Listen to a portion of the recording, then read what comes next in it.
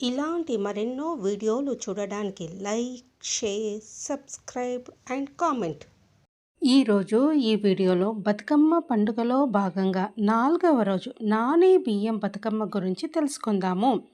ఆశ్వయుజ శుద్ధ తదియ నాడు నానే బియ్యం బతుకమ్మను జరుపుకుంటారు. రెండో రోజు 2 వరుసలు, మూడో రోజు 3 వరుసలతో బతుకమ్మను పేర్చిన మహిళలు 4వ రోజు అంటే నానే బియ్యం బతుకమ్మ రోజున 4 వరుసలతో బతుకమ్మను త్రికోణంలో పేర్చుతారు. తంగేడు పువ్వు, గూనుగ పువ్వుతో పాటు వివిధ రకాల పూలతో బతుకమ్మను తయారు చేస్తారు.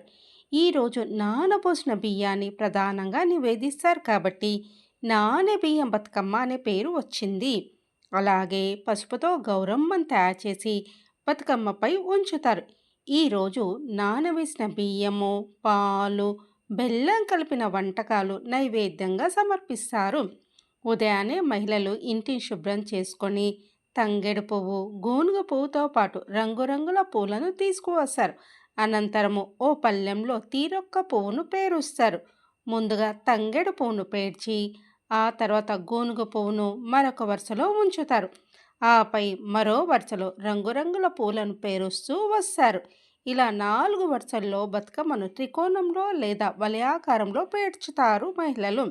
బతుకమ్మను పేర్చిన తర్వాత పసుపుతో చేసిన గౌరమ్మను బతుకమ్మపై ఉంచుతారు. నైవేద్యంగా నానబెట్టిన బియ్యం, పాలు, బెల్లం కలిపి చేస్తారు.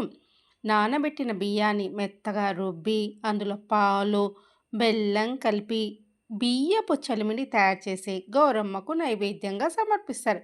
బతుకమ్మ సిద్ధమైన తర్వాత వాకిట్లో పెద్ద పెద్ద ముగ్గులు వేసి అందులో బతుకమ్మతో పాటు నైవేద్యాన్ని ఉంచుతారు. చుట్టుపక్కల మహిళలతో కలిసి బతుకమ్మ చుట్టూ లయబద్ధంగా చప్పట్లు కొడుతూ ఆడుతూ బతుకమ్మ పాటలు పాడతారు.